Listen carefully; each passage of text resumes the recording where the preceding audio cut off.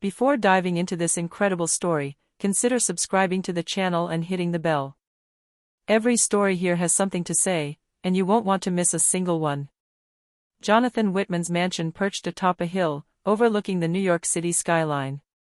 Luxury, opulence, and power seemed to emanate from every stone, every crystal chandelier, and every antique painting hanging on the walls. Jonathan, heir to a vast fortune and renowned for his arrogance, was hosting a private reception that evening for a select few investors. Amidst forced laughter and hushed conversation, a modest young woman entered. Clara, a freelance translator, had been mistakenly invited to help translate a foreign document for a French guest. Dressed simply but with a natural elegance, she stood out in this world of ostentatious wealth.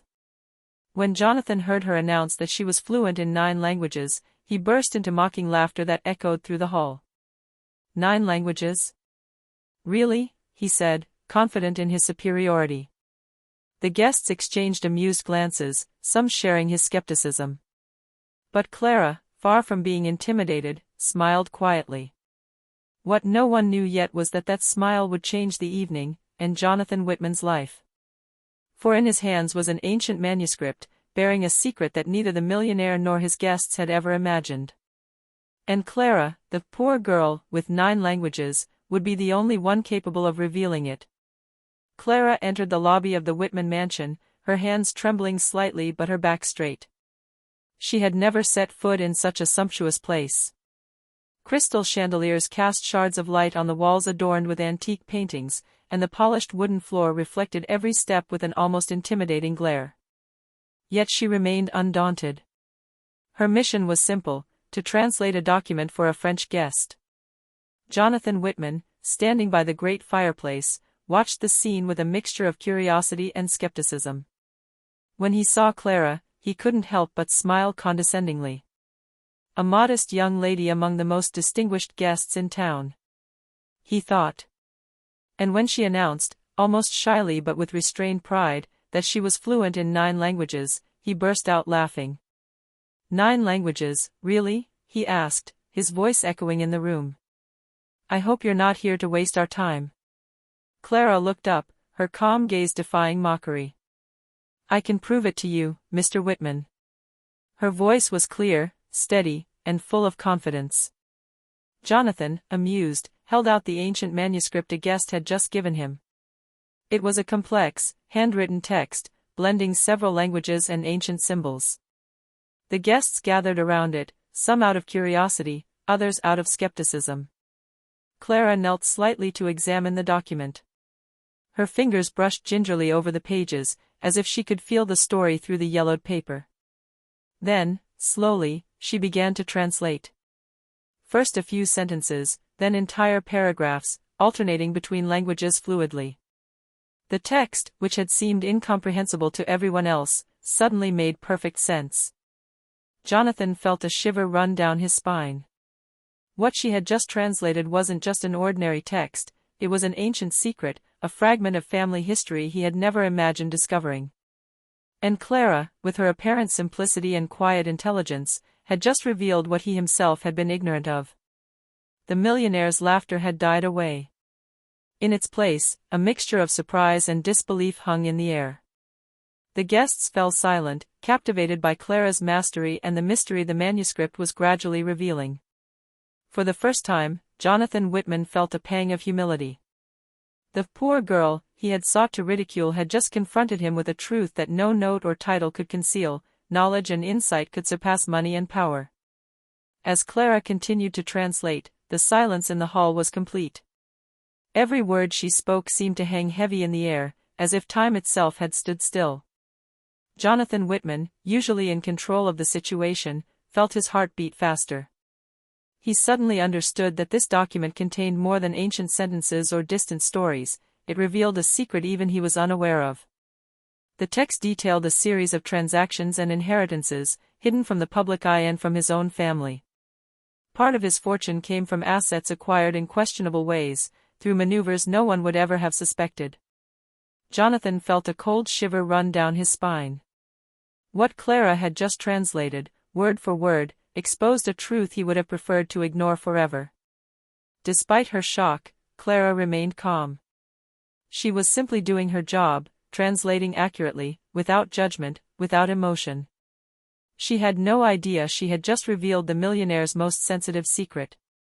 The guests exchanged worried and curious glances, sensing the importance of what was unfolding before their eyes. Jonathan tried to compose himself. "Very well, that's impressive, but," he began, his voice trembling slightly. Yet he couldn't finish his sentence. Clara's translation had exposed a truth that his money, power, or arrogance could not erase. At that moment, he realized the magnitude of the situation. This poor girl, with 9 languages, was not only capable of translating complex texts. She unwittingly held the key to a scandal that could shake her family, her business, and her reputation.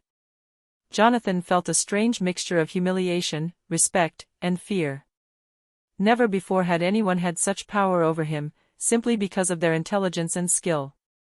He knew this moment would be a turning point.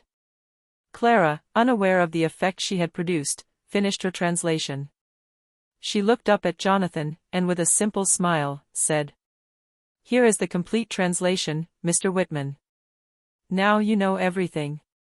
The millionaire, standing there, pale but fascinating, knew at that moment that his life had changed. The laughter that had echoed a few minutes earlier had turned into a silence heavy with consequences. Clara, the poor girl he had wanted to ridicule, had just gained an unexpected power over him, a power that depended neither on money nor status, but solely on her knowledge and lucidity. Jonathan Whitman, standing in the center of the lobby, felt his pride waver. Never in his life as a billionaire had anyone dared to outshine him like this, least of all a young woman who had come out of nowhere. The guests murmured, intrigued and slightly uncomfortable. Jonathan took a deep breath and tried to regain control of the situation. "Very well, young lady," he said, his voice trying to mask his confusion. "You translated this document, but do you really know what you're saying? This manuscript is old, confusing." He gestured dramatically toward the guests. "Perhaps some of you think this girl is a genius. But I know it's just luck." Clara looked at him calmly, without a word of defiance or a quiver of fear. She placed the manuscript on the table and replied in a clear, calm voice. "Mr. Whitman, it's not luck. It's knowledge, experience, and patience. Everything you call chance or confusion is really logic and analysis." The murmurs in the room intensified. Some guests exchanged admiring glances at Clara, impressed by her poise and confidence. Jonathan felt his face heat rising. He had planned to ridicule this poor girl, but he was the one who was losing all credibility. "Fine, very fine," he muttered under his breath, trying to hide his embarrassment. "But this document, it doesn't prove anything. It doesn't reveal anything real." Clara smiled slightly. "Yes, Mr. Whitman. Everything I translated is accurate. And what you call nothing real could change a lot of things if you leave it in the wrong hands." Jonathan felt a thrill. For the first time, he understood that power wasn't just about money or social status, but about knowledge and the ability to understand hidden truths. And Clara, whom he had wanted to humiliate, had just taught him that lesson. The silent and captivated guests also understood that something important had just happened. Jonathan's arrogant laughter had been replaced by palpable tension, and silent admiration for Clara filled the hall. Jonathan, standing there with a closed face, knew he had to choose: ridicule Clara further and risk losing his credibility in front of everyone, or listen, learn and recognize, at least inwardly, the power of this young woman. He chooses to remain silent. For now. Jonathan Whitman remained silent for a few moments, his gaze searching Clara as if trying to divine her intentions. For the first time in a long time, he felt vulnerable. The modest but self-assured young woman had just revealed a secret that could have destroyed her reputation, and yet she had shown neither fear nor excessive ambition. "Very well," he finally began, choosing his words carefully. "It's clear you're exceptional." The guests fell silent, intrigued by this sudden change in tone. "I'm going to make you an offer few people would receive. I want you to come work for me. You'll be well paid, and you'll have access to all the information and documents you want." Clara looked at him calmly, her smile barely a hint of a smile. She had anticipated this move. Jonathan was trying to regain control by using money, thinking that would be enough to influence him. She replied diplomatically but firmly. "Mr. Whitman, thank you for your offer. But I want to maintain my independence. My work and my knowledge are valuable, but I prefer to use them in my own way." A murmur ran through the hall. The guests were both surprised and admiring. To refuse such an offer in a world where money seemed to buy everything was audacious, almost unthinkable. Jonathan, however, felt a mixture of frustration and respect. Clara wasn't just competent, she had an integrity and strength of character that no amount of money could shake. He tried to hide his surprise with a slight smile. "Well, I have to admit, you are unique." Clara smiled, not arrogantly, just confidently and calmly. "Thank you, Mr. Whitman. But I believe everyone has their own way of using their power. Yours is money, mine is knowledge." For the first time, Jonathan understood that true influence lay not just in titles, manners, or bank accounts, but in competence, insight, and the courage to act with integrity. That evening, in that sumptuous hall, an invisible balance was created between the millionaire and the young translator. One had the money and power, the other the knowledge and insight. And this new balance would soon transform the lives of both in ways neither could have imagined. The days following the reception were eerily silent in the Whitman mansion. Jonathan, usually self-assured and in control of every situation, kept thinking about Clara and the secret she had revealed.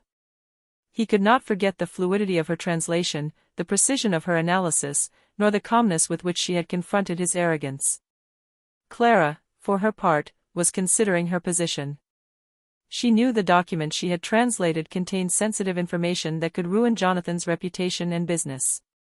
But she wasn't driven by revenge or financial gain. Her goal was clear: to use this secret to ensure Jonathan understood the value of knowledge and prudence, and to show him that intelligence and responsibility could equal, or even surpass, power and money. One afternoon, she went to the manor, this time invited under a business pretext. Jonathan greeted her with a mixture of curiosity and suspicion. Clara sat down opposite him, the ancient manuscript between them. "Mr. Whitman," she began calmly, "I have thought about the document I translated. It contains truths that your family and associates should know. If misinterpreted, they could cause great harm." Jonathan frowned. "And what do you propose?" Clara folded her hands on the table, her gaze confident. "I offer to help you handle this situation responsibly. You have the money and the power, I have the knowledge. Together, we can avoid a scandal and turn this secret into an opportunity for transparency and reform." Jonathan felt a strange mixture of respect and slight concern. For the first time, he understood that Clara was not just a translator, she was a strategist, capable of anticipating consequences and guiding actions intelligently. "Very well," he said finally, his voice measured. "I'll listen to what you have to say. But know that I won't tolerate any missteps." Clara gave a small smile. "No missteps, Mr. Whitman. But I only ask you to recognize that your money and power are not always enough. Sometimes, knowledge and prudence are worth much more." Jonathan, silent, felt that this simple warning had changed something in him. The young woman he had sought to dominate had just shown him that there was another kind of power, one that cannot be bought, but earned through competence and integrity. Clara's subtle ploy wasn't a trap. It was a lesson in disguise, and Jonathan knew that if he wanted to emerge stronger from this confrontation, he had to listen and learn. The following weeks were revealing for Jonathan Whitman. Accustomed to having everything in his life controlled by money and power, he gradually discovered the impact of Clara's knowledge and insight. Each encounter with her confronted him with his own arrogance and limitations. One morning in the manor's study, Clara patiently explained the implications of the ancient manuscript and the possible consequences if certain information were misinterpreted by the press or Jonathan's associates. She analyzed the risks, anticipated reactions, and proposed concrete solutions, always calmly and confidently. Jonathan listened, fascinated and slightly uncomfortable.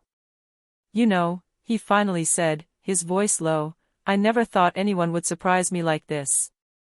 Clara looked up, her gaze filled with seriousness. "Mr. Whitman, the world is full of competent people. True power lies in the ability to listen, understand, and act wisely. Money can open doors, but it doesn't guarantee foresight or integrity." Jonathan felt a surge of humility wash over him. He had never been confronted with such a direct, penetrating lesson.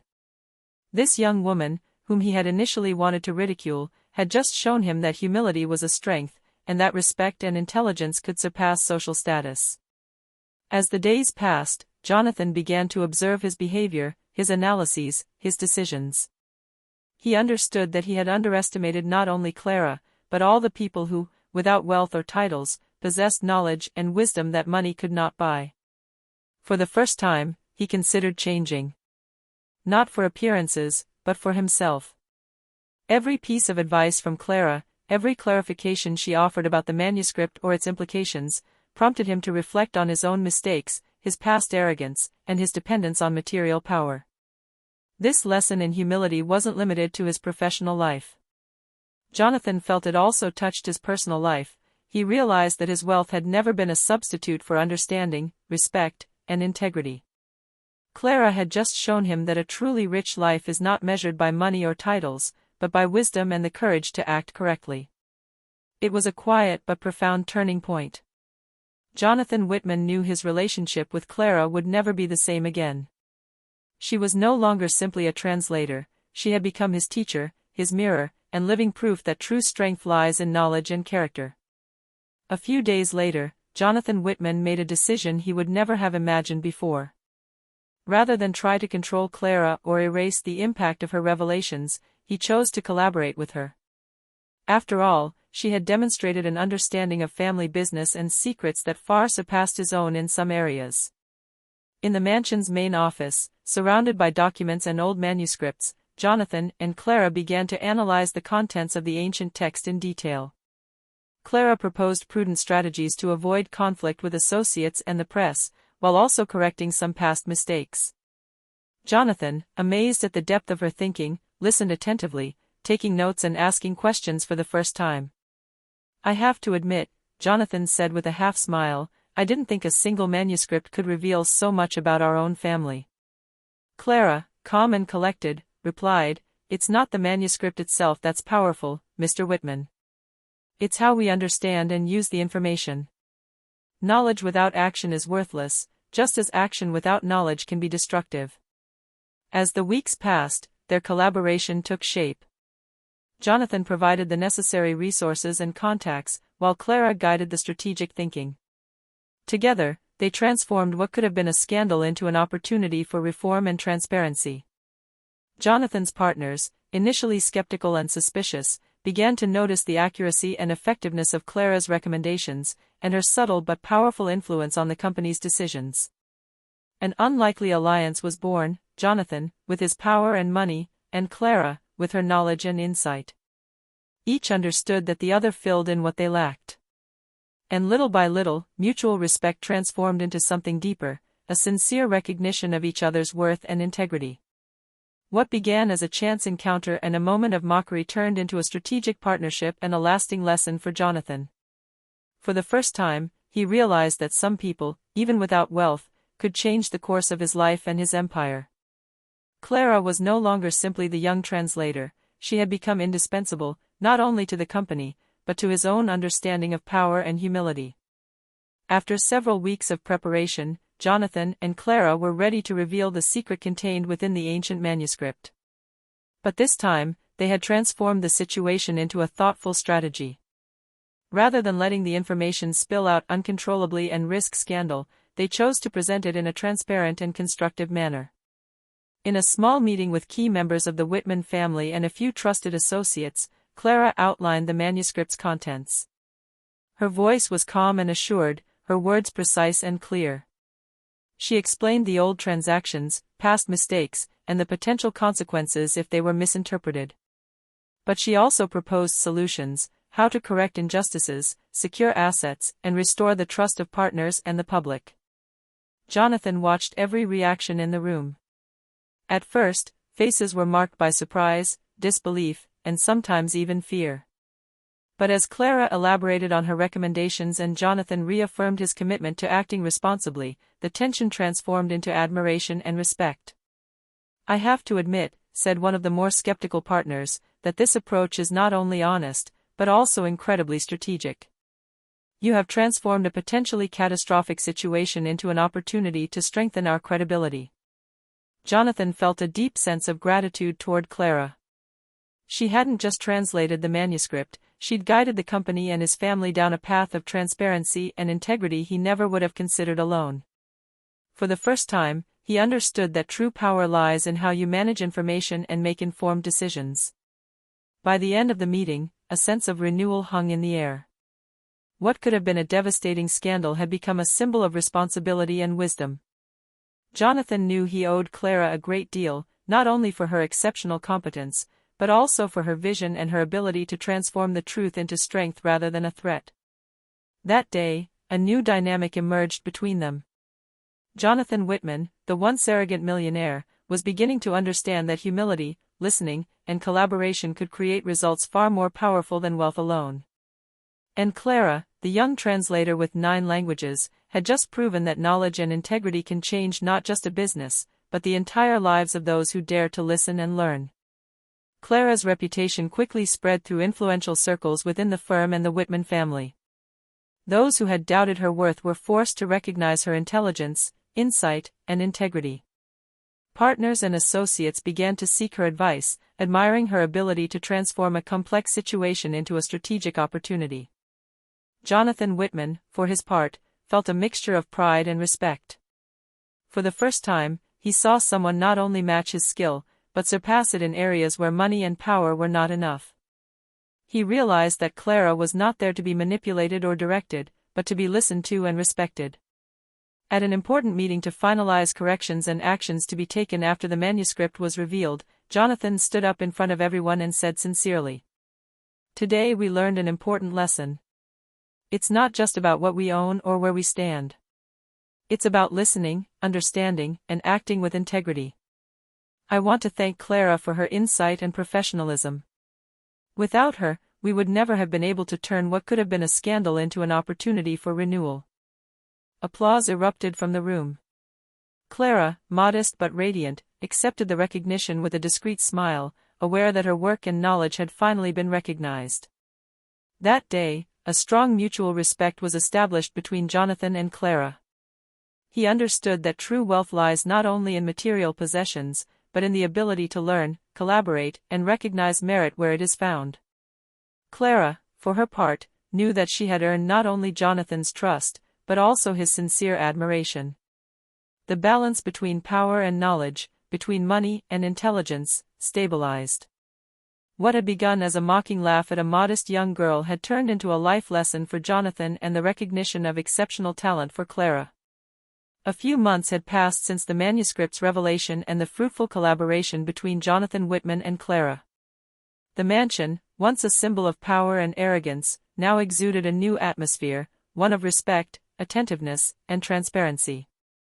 Jonathan, once arrogant and self-assured only by his wealth, had changed profoundly. He was no longer just a billionaire, he had become a man capable of humility, discernment, and gratitude.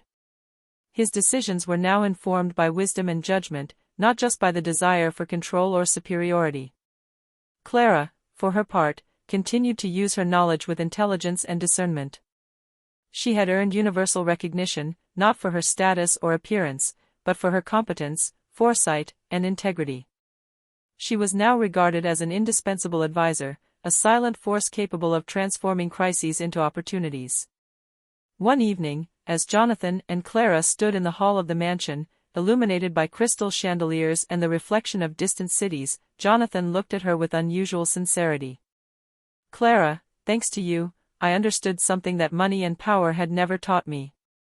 True strength lies in knowledge, integrity, and the ability to listen." Clara smiled, simple and natural. "I believe everyone can learn, Mr. Whitman.